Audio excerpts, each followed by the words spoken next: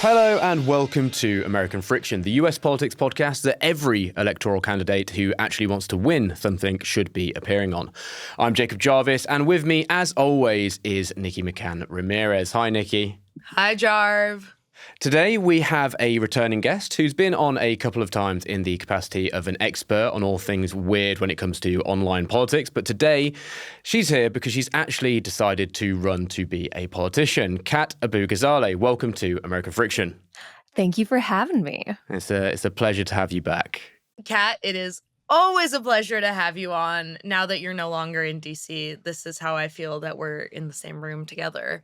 But obviously, we're here to discuss how on Monday, you announced that you are running for a seat representing Illinois' 9th district, which covers a part of Chicago, and are leveling a primary challenge against 13-time incumbent representative Jan Shakowsky, a Democrat who's currently 80 years old. So my first question for you, Kat, is why do you hate old people? Well, I feel like a lot of people aren't talking about this, but Jan Shakowsky has not announced that she's running. I am the only declared candidate in this race right now. We're about almost exactly a year to the primary election. And so we got, 300 something days to talk about this. But right now, I'm the only candidate in this race. And Jan Shakowsky has been a good representative, like one of the most progressive members of Congress before that was even kind of a word we used. This isn't, a referendum on her. I just think we need a change in our government. And I've been feeling helpless, and I've been thinking of how I wish the world to be. And so I'm trying to, do that myself instead of waiting around for someone to maybe do it for me. What were your biggest reservations about doing this? Because it's a big thing to take on. And then, if Jan Shakowsky does run, as you say, she's pretty progressive, and so you're a progressive person potentially running against a progressive person. So, what was your thought process there? What were some of the things that maybe would have made you not do this? Well, I mean, first off, I am new to the area, as many have pointed out, and look, I'm not trying to hide that at all. I am terrified of being like some presumptuous narcissist. This is, once again, we can't keep waiting around for people to save us or keep waiting around for people to do things that we think should happen, because that hasn't been working for the last 26 years. And then there was also another reservation, which I wouldn't be able to spend as much time with my cat heater. Devastating. Yeah.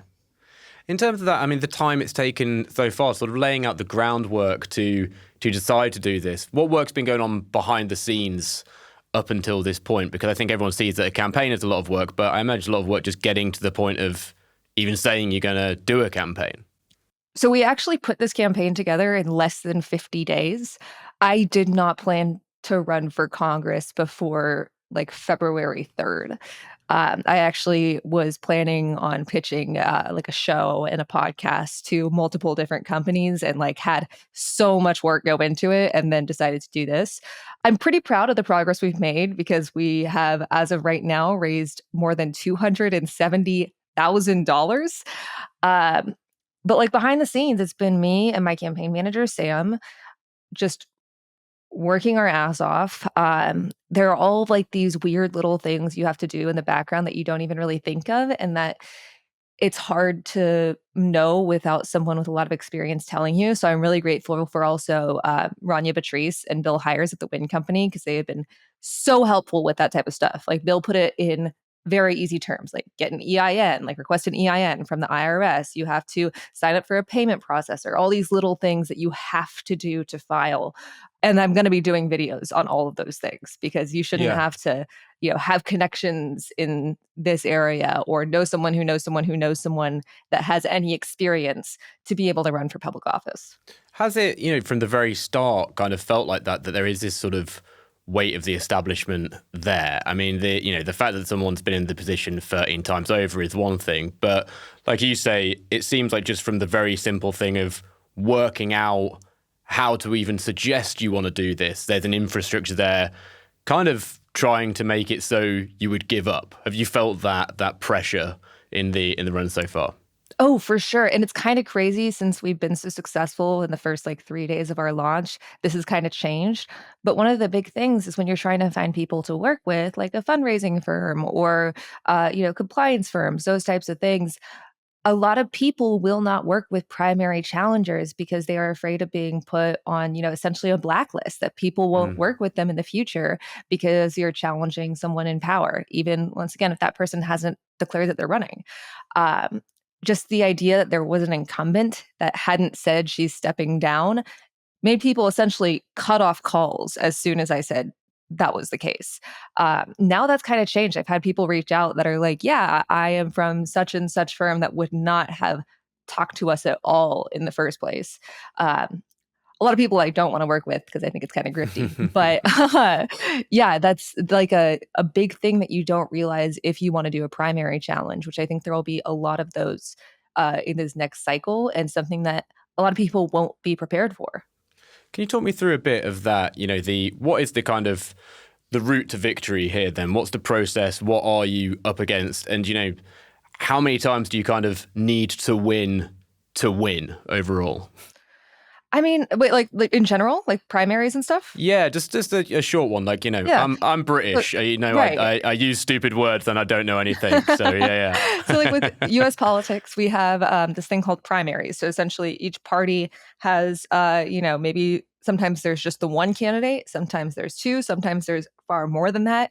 And they run against each other in what is essentially like a pre-election, about like 6 to 8 months before the actual Sure. election, called a primary. And then people of that party, some states it's of that party. In Illinois, you actually don't register with a party, but people come to vote for which candidate they like the most. And then whichever candidates win their primary go to the general election. And then you'll be voting between those parties. So, like, we had a primary, you could call it, but not really. This was a huge problem in 2024 with there wasn't really a primary. Joe Biden announced he was running, and then no one wanted to run against him because that's a huge no-no in Democratic politics. If there had been a primary, we might have had a different candidate than Joe Biden and then Kamala Harris to run against Donald Trump. With that in mind, I mean, your decision to go in the Democratic primary, did you ever consider running completely independent from that? Is that a route that you'd be just independent, then you become an independent representative? And what's been your thought process around that side of it? Oh, for sure. I mean, I think that we definitely need more than two parties. And, I love parties like the Working Families Party, which does cross endorsements. I think that that is a really great way to get more parties involved and hopefully build their coalition. But this is like a very Democratic district, a very Democratic city. I don't necessarily think that's a bad thing, especially when their values align with people like Jan Shakowsky's and myself. So rather than running independent and essentially trying to ask people to, um, not only trust me, someone that they're just learning about, but also like abandon what party they voted for. I'd much rather run in this primary and just like really talk Yeah. to people about what they want to see, advocate for diversity of thought, diversity of positions, really talking through shit. Yeah, I considered it, but really I think that if we want to win against Trump, there's no way in one election cycle that there will be a multi-party coalition. And right now, the Democratic Party is the opposition party, and I am opposed to Donald Trump. Yeah. So, Kat, you and I have known each other for a while now. Yes. And as I'm sure many people have joked at some point or another about how we could never run for office because we don't fit the profile, or we had like too many controversial opinions, or we'd like fought with Jesse Waters one too many times. Like, you're doing it anyway. I think you're being very transparent about like what your, for lack of a better word, like quote unquote, like liabilities are.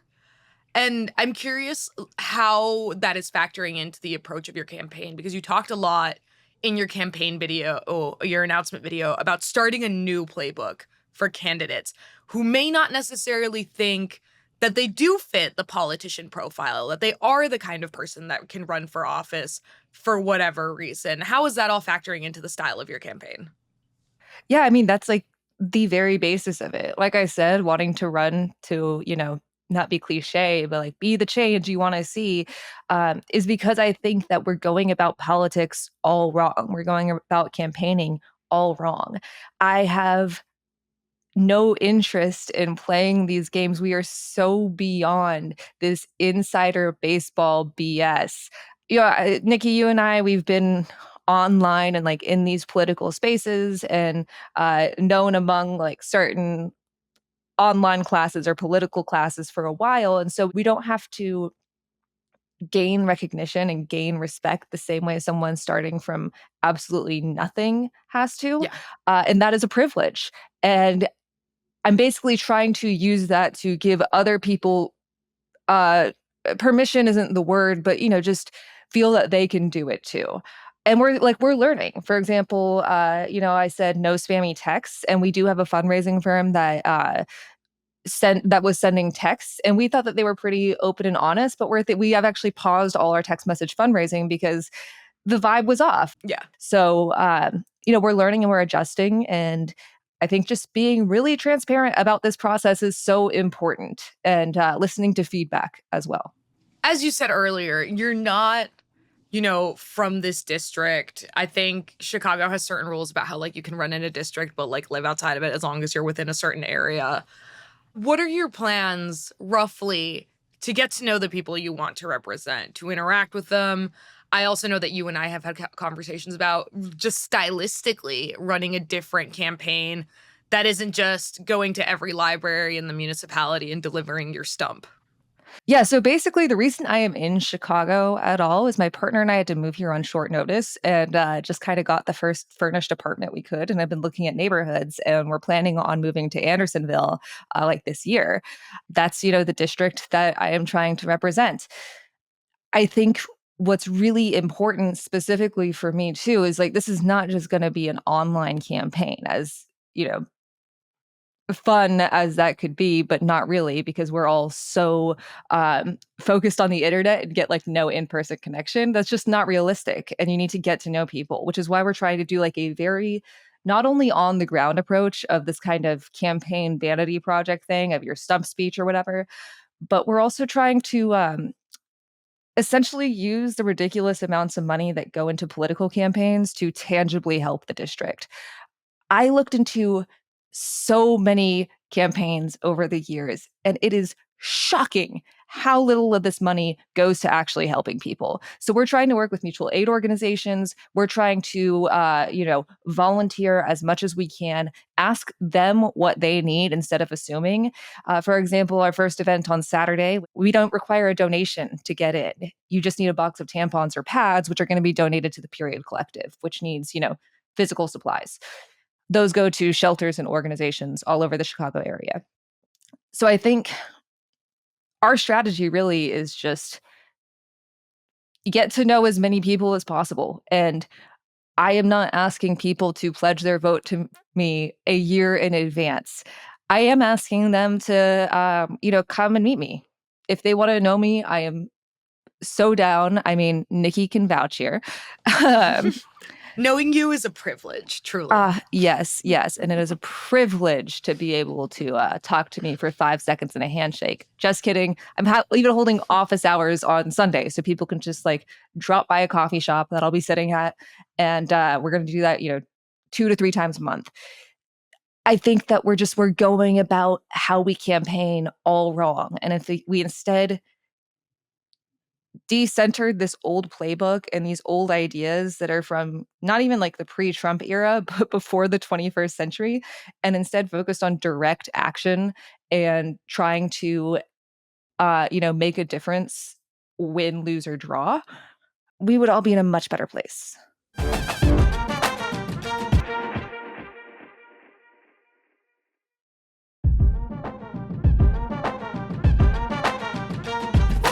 On the funding side of things, though, Kat, as well. So, you've said you've raised over $270,000 so far, but how far does that actually kind of go in US politics? Because it sounds like a lot of money to any ordinary person, I'm sure, but how quickly is that going to go? Where will it go? And sort of how much? What's the goal of how much you think the campaign is going to cost? And then also, what are you up against? If a big Democrat sort of does come back in, or the incumbent does really go for it, what's their spending power versus that? I mean, these are great questions. Some I don't know the answer to. I mean, we are really trying to spend money in a different way. For example, some fundraising firms take, a percentage of the funds that they have raised, but also require a flat fee. We are trying to not do that, not give extra money to strategies we don't even know work in the first place. Yeah. We're trying to not waste a ton of money on, really expensive ads, or if we, do like a more produced ad, to make sure that the payment for that is proportional to the impact of it. So we're really trying to spend money as wisely as possible.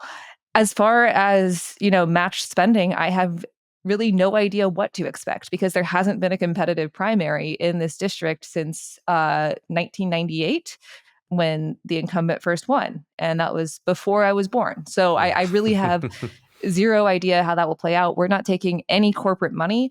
So, it really depends on any opponents and who they want to, where they want to get their money from. With the current landscape, then, I suppose at the moment, you're looking at what is going on more broadly in US politics. We're 2 months into the Trump administration, and it kind of seems like a lot of Democrats don't really have much of a plan. There's not much of a unifying message. What do you want to be doing instead? And also, how do you feel about, you're running a Democratic campaign that's been pretty critical of the Democrats. How are you hoping to want to square that if you are to win? Yeah, I mean, first off, I think just in opposition to Trump, we need to be so much louder. I've said this all the time, but the only way to fight fascism is loudly, proudly, and every single day. We have historical precedent of why appeasement does not work. Criticizing the Democrats isn't meant to be like some evil attack. If something is sick, you should be listening to how to get better. Yeah. I think this is a huge problem in the party, that any criticism is seen as, you could deflect and say, well, you just want Trump to win, or you're not a real Democrat. I mean, people have been saying I'm a GOP op because I grew up conservative, which means that the Republican Party raised me like a little Russian ballerina in a 1960s Cold War movie. Yeah. Put me through George Washington University, made me spend like thousands of dollars on tuition. I went to Media Matters. I worked at Media Matters for like 4 years, then got laid off by Elon Musk, then worked for Mother Jones and Zateo News, and then found a situation where my partner, who I was not with, anytime during my childhood, had to move to Chicago, moved like just outside the district I want to run in, and then run in that district. That is what people are implying. Yeah. That is not the case. With criticizing the Democrats isn't saying that you are, some horrific person. It's saying we need to be doing better. And if you are in power or you are asking for power, people should be skeptical of you. I want people to be skeptical of me. I want to be held accountable. In fact, I want people to run in this primary. Like, if you are listening to this and you want to run against me in this primary, no joke, DM me. Let's make this happen. I think that that is a really healthy way to make this party better, by having competition, making sure every candidate is on their A game. So, some Democrats, if I'm Congresswoman, might get mad at me, but that's fine. I am here to try to make things better. Let's do it together. With the Democrats and how they are at the moment, I mean, I'm going to ask you the nice question first, and then you'll probably be able to guess what my second question will be. But it's like, who at the moment do you think is doing things right? Who do you admire within the Democrats? Who would you like to see yourself work alongside and, potentially shift things with? Who do you stan? Like, AOC and Bernie Sanders are packing stadiums right now, Yeah. not in election year, not in states that they even represent. They're doing something right. And anyone in Democratic leadership who isn't taking notes from that and trying to see what messaging people are actually gathering for shouldn't be in power. Additionally, you have people like Jasmine Crockett, who is just saying things how they are. I think that there is this desperation for reality in politics, both red and blue. The amount of people that have emailed me just thrilled that I told Democrats to grow a fucking spine in my campaign ad is insane, just because that's what they've also been thinking and pretending, like trying to hone these messages and like basically grow them in a lab so they resonate with the right voters that you want. That's just not how things work. And especially right now, when there is an emergency every 3 seconds, you can't be doing that. We have to be meeting people where they are, when they are, how they are, like really just trying our best to be honest. I know that I know I sound Pollyanna-ish. I know I might sound idealistic or whatever, being like, we should be honest politicians, but like, we should. This should not be so difficult. Who needs to grow a fucking spine then? And what do you think of Chuck Schumer, I guess? Well, I mean, Chuck Schumer. He needs to grow a spine so he can stand up and walk his way out of the Senate. Absolutely. Who do you hope to see primaried? Who do you want to be, who's the deadweight? Who do you want to see out of the party and why? Like, look, anyone in Democratic leadership is obviously not doing their job well.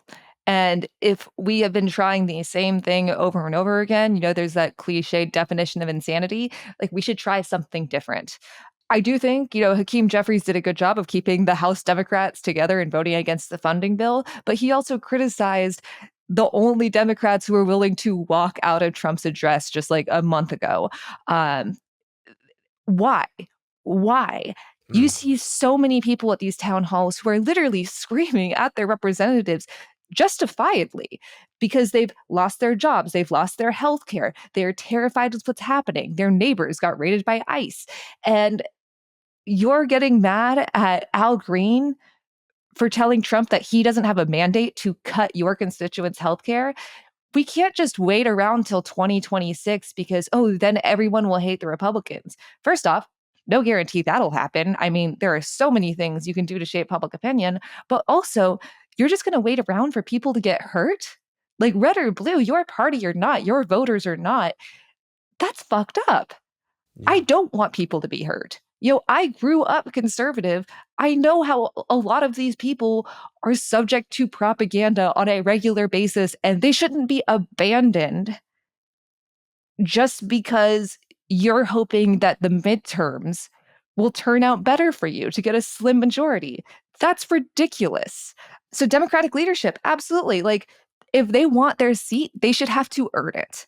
And that's why I think that's what primaries really come down to. You don't have to vote for me, but you should have that option. You should have another alternative. With that, the communication from the Democrats, do you think they're kind of just too in their heads a little bit? Is that, do you want to just be a bit more off the cuff, I suppose? And then also in terms of earning and keeping the seat, is that also something they're in their heads about? Are you prepared with the notion that, you could run this, you could win this, and the Democratic machinery might not particularly like what's going on, and you might get primaried and lose this after one term or whatever? Are you prepared for that to potentially be the case?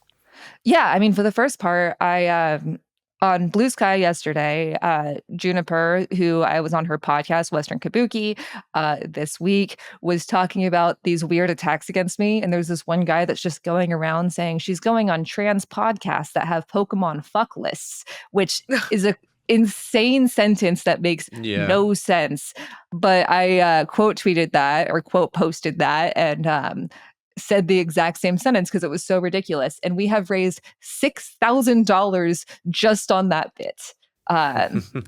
We don't need to have these crazy consultant firms to talk about this. We can just be ourselves, like post through it, have some fun. We are in such a bad time. Like, let's have some fun with it. And as far as the second part, yes, I want people to try to primary me. If I win, try to primary me. I think that you should have to earn your seat every single election.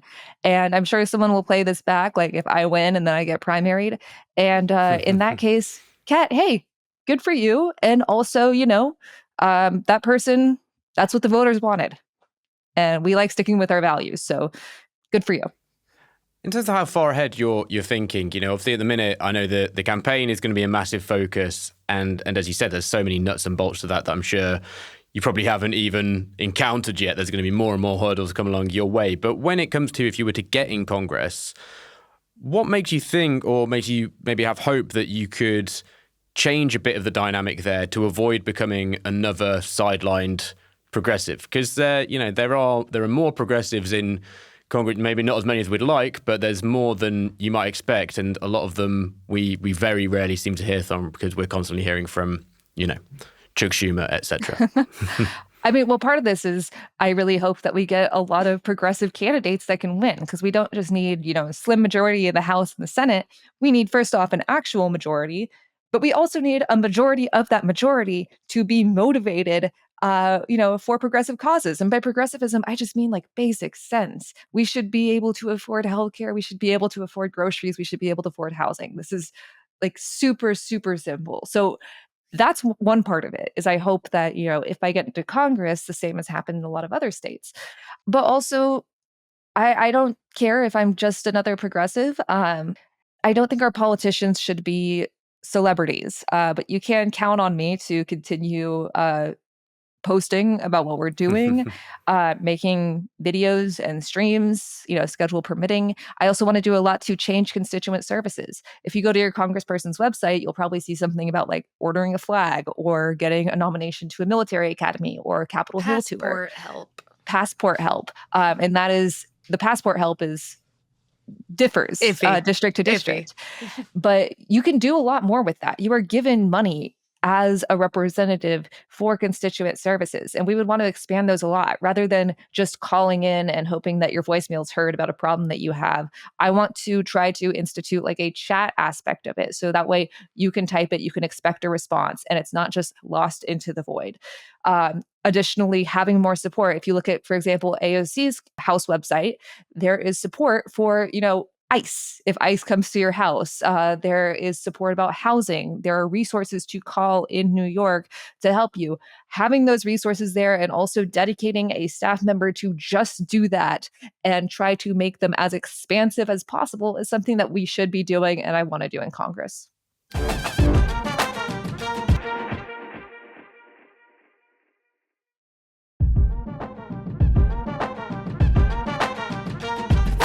What's your feeling of what your chances are here, and what do you think they were, before you launched, and what are you thinking now, a few days after you have launched?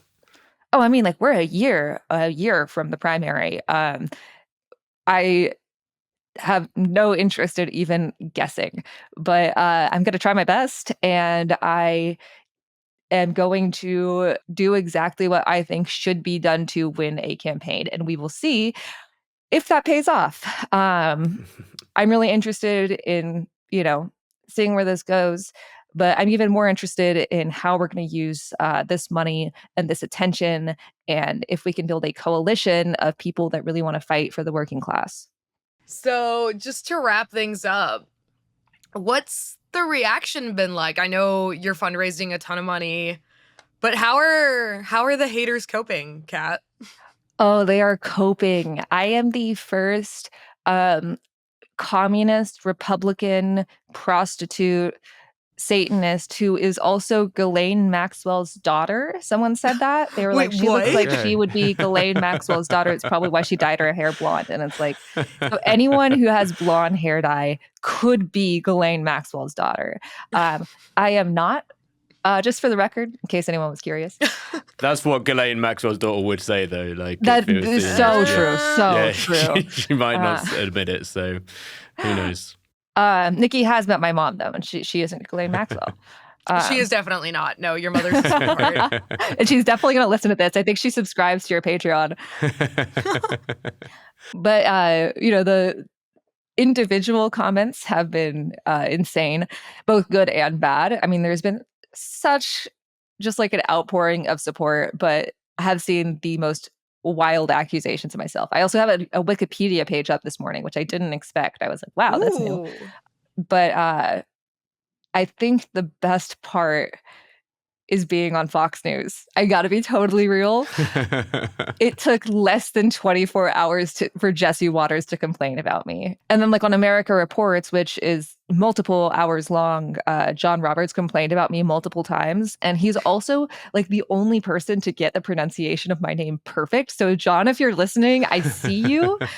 You might not remember, but you spoke at GW with Sarah Huckabee Sanders and some other reporters and got really pissed off at one of my questions when I was in college. So it's been very funny to see. I thought it would take longer for Fox to talk about it. Yeah. But they not only play, the clip of me saying grow a fucking spine, they also play the whole part of my name.